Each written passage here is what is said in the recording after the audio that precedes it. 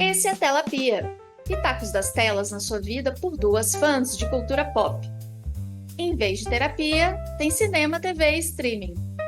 A gente usa o entretenimento para oferecer pontos de vista para as nossas questões existenciais. A cada episódio, respondemos dilemas reais com sugestões de séries e filmes. Eu sou Melissa Setúbal. Você não pode sair por aí falando com as pessoas que existe 100% de chance que elas vão morrer. E eu sou Joana Pelerano e anunciaram e garantiram que o mundo ia se acabar. Cadê? Nesse episódio, o fim está próximo. Nosso correspondente Zé fala diretamente da Guiana brasileira, que recentemente, em abril de 2025, sofreu um apagão que colocou parte da Europa na Idade das Trevas por algumas horas. Escutem só. Queria falar sobre o que aconteceu no apagão na Europa. Eu moro em Portugal e o país inteiro ficou sem luz. E eu também. Ainda bem que não faltou água, porque a gente percebe o quanto a gente depende de coisas simples quando não tem. Então, ficamos sem energia, sem internet. O telefone e o celular também não funcionava a rede. E então nós não ficamos o tempo todo sem saber o que estava acontecendo. Para começar, faltou o quê? Um radinho de pilha. E nós não temos gás aqui em casa. Então o fogão é elétrico. Então nós não podíamos esquentar comida, preparar qualquer coisa. A gente sentiu falta de um fogareirozinho desses de levar em acampamento, sabe? Então, sugestões de filmes e de séries que retratam situações extremas, pós-apocalípticas, mas que não seja uma viagem completa, que conscientize como sobreviver e, mais que isso, que de uma hora para outra tudo pode mudar, tudo pode acabar e que você precisa estar preparado. Apocalipses são minha especialidade, né? Assim como medicina e direito ficcional. Então, eu sinto muito pela sua situação aí, Zé, mas eu tô considerando a sua pergunta uma super limonada. Para quem não sabe, em março de 2025, a União Europeia recomendou que a galera prepare um kit de sobrevivência para 72 horas, para o caso de emergências, que pode ser enchente, terremoto, queda de sistema, como esse apagão, guerra, ataque zumbi. Ataque zumbi é por sua conta, né? Mas assim, guerra eles também não disseram literalmente, né? E não é que não pode ser considerado. O kit deve ter coisas tipo água, comida não perecível, remédios de uso contínuo e de emergência, rádio portátil, lanterna, pilhas e baterias, carregadores, cópias de documentos importantes e dinheiro em espécie, como faziam os incas e maias, entre outras coisas também. E aí, só de ouvir essa lista, eu já sinto uma leve ansiedade chegando. Então eu entendo por que que a galera não quis fazer o kit, como pelo jeito é o caso do nosso ouvinte, né? Para ajudar o Zé e também aos brazucas expatriados que passaram por esse perrengue chique europeu, que no Brasil é só mais um dia comum na periferia, acho que a gente podia dividir as prescrições em para quem quer refletir, para quem quer se preparar e só para quem quer dissociar mesmo. Jô, imagina se isso que aconteceu na Europa tivesse acontecido lá nos Estados Unidos. Me lembrei logo do filme Não Olhe para Cima, aquele que dois astrônomos descobrem que um meteoro vai destruir a Terra e ninguém acredita ou não faz nada para impedir. Cheio de estrelas de Hollywood, essa sátira foi super assistida enquanto a pandemia ainda existia. Falar em pandemia, Os Doze Macacos é outro que me lembro bem de 1995, com o Bruce Willis e o Brad Pitt no auge das suas carreiras, tem vírus matando a humanidade, tem bunkers, tem futuro pós-apocalíptico com humanos sobreviventes, tem intrigas, plot twists, tem o puro suco da ingenuidade dos anos 90, antes da gente entender que o fim da humanidade é mais lento e excruciante do que a gente imaginava. Ah, bons tempos. Saudade da ingenuidade.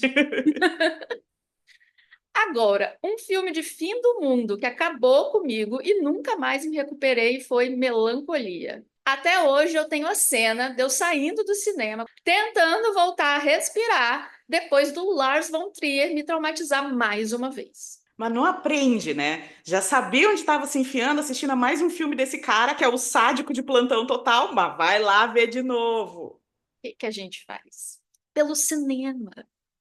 Então, galera, assistam por conta e risco próprios, a gente avisou aqui. Vale muito pela atuação da incrível Kirsten Dunst e todo o elenco, pela fotografia que é espetacular, ainda mais quando nos damos conta de toda a beleza que o fim do mundo proporciona, e pela trilha sonora, que nos envolve ainda mais em todas as sensações e questionamentos existenciais. Outro adendo importante. É um filme muito cheio de simbolismos e pode ser bem lento, ou seja, esse é para quem quer algo bem diferente e se transportar por 2 horas para outra realidade.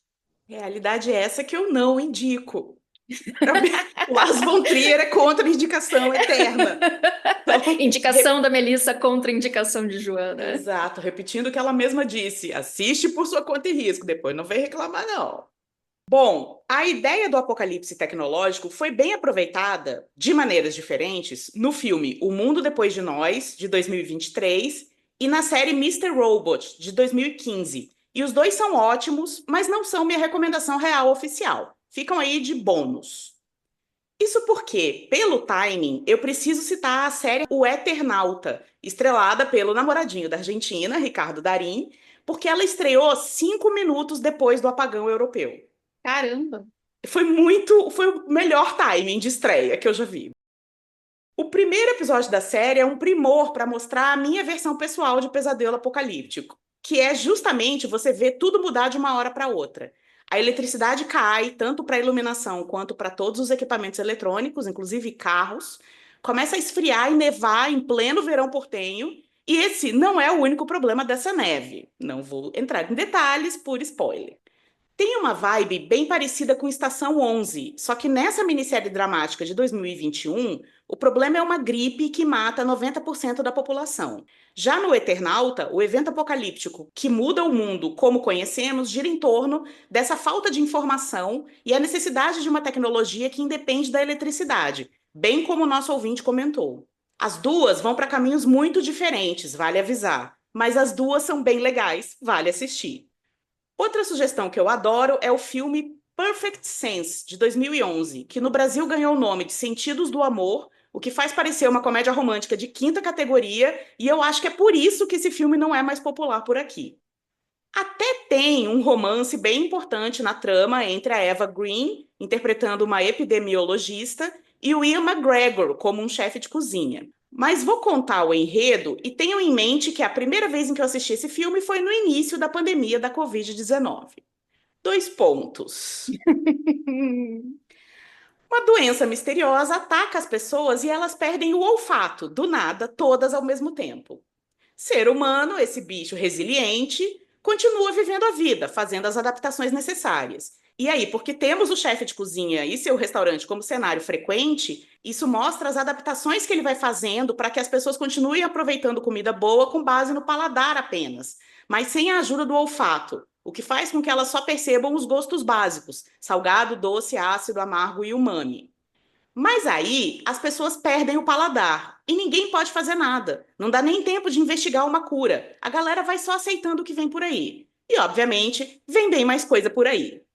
Então, dá essa sensação de que o mundo pode mudar a qualquer momento, mas que a gente segue fazendo o que pode até o fim, até porque é tudo que a gente pode fazer, né?